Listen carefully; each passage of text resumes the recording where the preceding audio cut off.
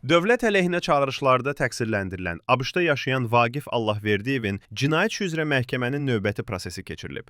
Bugün Bakı Ağır Cinayətlər Məhkəməsində hakim Roman Ələkbərinin sədrliyi ilə keçirilən prosesdə dövlət ittihamçısı ittiham aktını elan edib. Müdafiə vəkili vəsatəti olduğunu söyləyərək çıxış üçün vaxt istəyib. Növbəti proses yanvarın 19-na təyin edilib. Qeyd edək ki, Vaqif Allahverdiyev barəsində Cinayət Məcəlləsinin 281.2-ci maddəsi ilə təqsirləndirilən şəxs qismində cəlbetmə haqqında qərar qəbul edilib.